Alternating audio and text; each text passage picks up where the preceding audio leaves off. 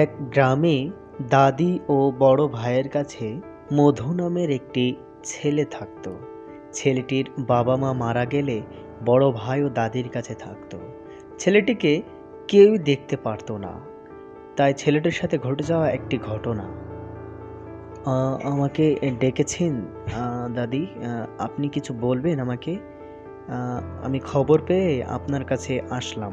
ডেকেছি রে দাদু, বলছি মধু এভাবে আর কতদিন মধুকে চালাবো? তার চেয়ে একটা কাজ কর, তুই মধুকে যেভাবে হোক এই বাড়ি থেকে বিদায় কর, আমার আর ভালো লাগছে না। আচ্ছা, ঠিক ঠিক আছে দাদি। আমি আজকেই ওকে আমি কোথাও না কোথাও একটা রেখে আসার ব্যবস্থা করে ফেলবো। আপনি কোনো টেনশন করবেন না। যার দুনিয়াতে মা নেই, তার আর কিছুই নেই। দাদির কাছে থাকি, কত কথা শোনান লাগে। নিজের আপন বড় ভাই, সেও আমাকে দেখতে পারে না। এত কষ্ট নিয়ে কি দুনিয়াতে বাস করা যায়? আমি বা কি করব? ছোট্ট একটি গ্রামে পাই না কোনো কাজ কাম, কারোর মন জোগাতেও পারি না।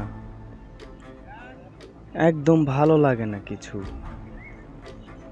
তাড়াতাড়ি বাড়ির দিকে যাই, নাহলে দাদি আবার এমনিতেই রেগে আছে। জানি না আরো কত রাগ আমার উপরে তুলবে।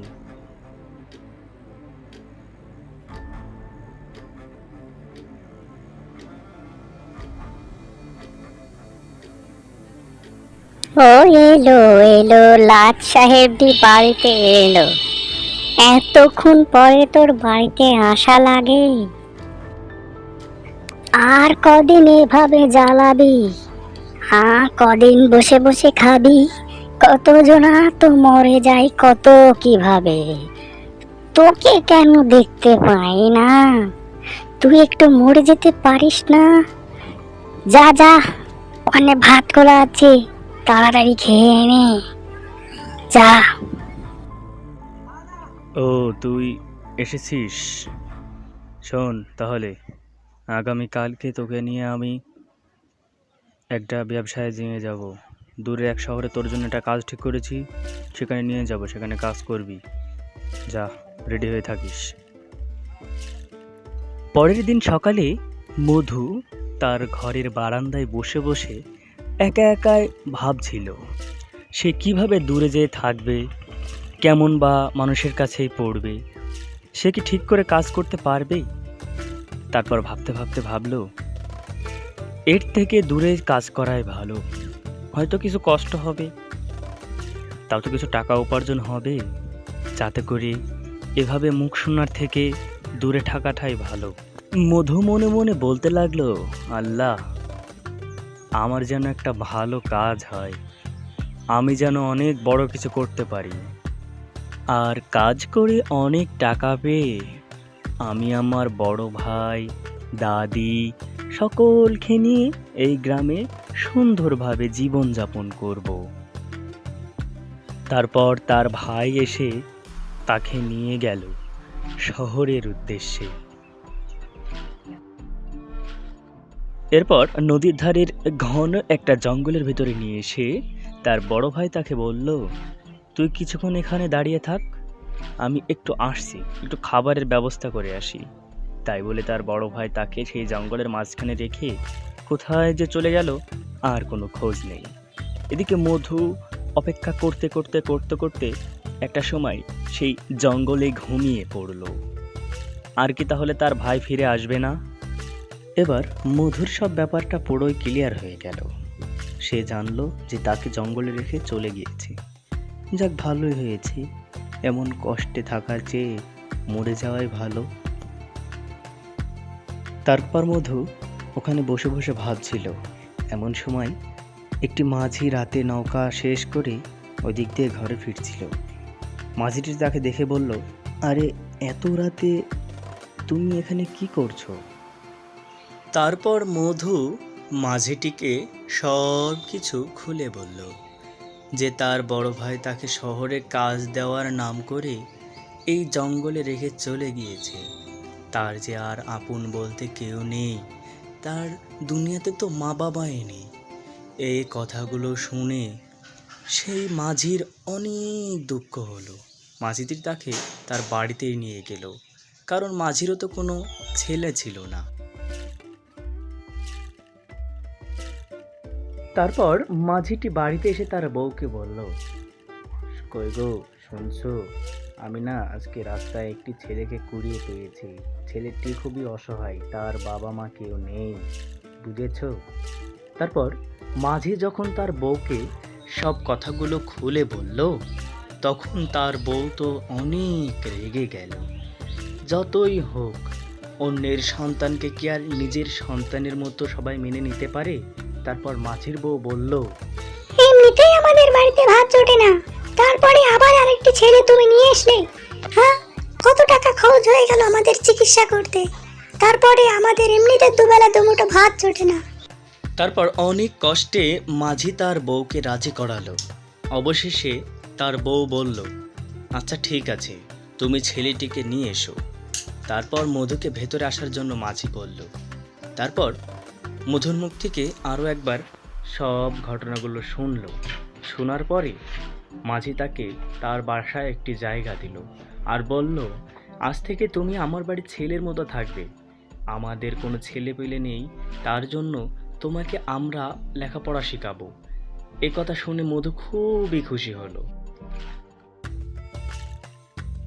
পরদিন সকালে মধু একটি পুকুরের ধারে বসে বসে ভাবল, আমাকে একেই বাড়ি থেকে বের করে দিয়েছে, তার উপরে আবার আরও একটি জায়গায় আশ্রয় পেলাম। এখানে আমি পড়াশোনা শিখে অনেক বড় হব। আমি একদিন এই নতুন বাবা মায়ের সকল দুঃখ কষ্ট দূর করে দিব। সুযোগ পেলে আমার আগের দাদি ও বড় ভাইয়েরও খোঁজ নেব। আমি এবার ভালো করে পড়াশোনা করব। আল্লাহ, তুমি আমার পাশে থেকো, আমাকে সকলভাবে সাহায্য করো।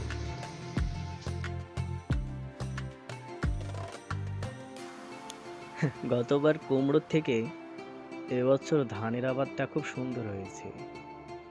এবছর মনে হয় ধানে অনেক ফলন হবে।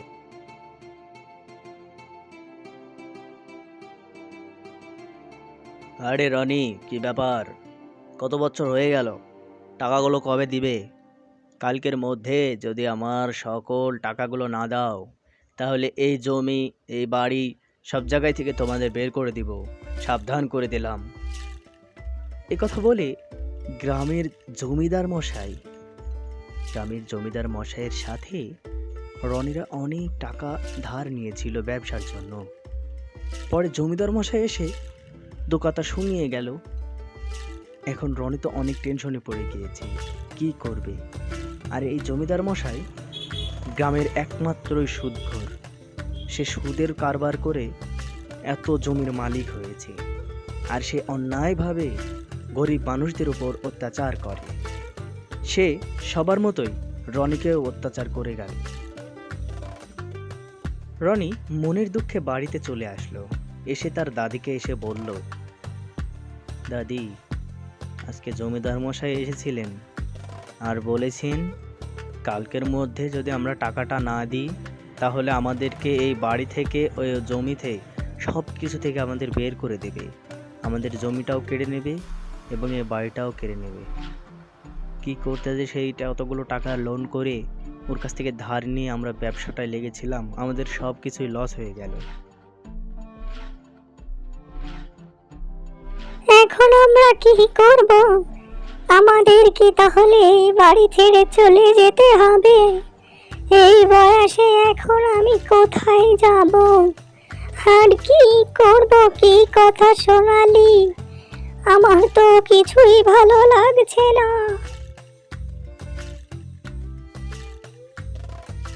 আর কিছুক্ষণ পরে সেখানে জমিদার মশাই হাজির হলো। সকলে তো পুরাই চুপচাপ, কেউ কোনো কথাবার্তা বলছে না। আর জমিদার মশাই গুটি গুটি পায়ে তাদের দিকে এগিয়ে আসলো। তারপর জমিদার মশাই চিল্লিয়ে চিল্লিয়ে বলল, আজকের মধ্যেই তোমরা এই ঘর ছেড়ে দাও, আজকের মধ্যেই তোমরা এখান থেকে চলে যাও। আর তোমার যে ধানের জমিটি দেখছো ওই দিকেও যেন আর নজর দিবে না। আর যদি তোমরা ভালোই ভালোই না যাও তাহলে তো চেনোই আমাকে। এখনই আমার দলবল এসে তোমাদেরকে প্রাণে মেরে দেবে। তাই ভালো হয় তোমরা সসম্মানের সাথে এখান থেকে চলে যাও, আর কখনো যেন এইখানে আসবে না, আর এখানে আসার কথা ভুলেও চিন্তা করবে না।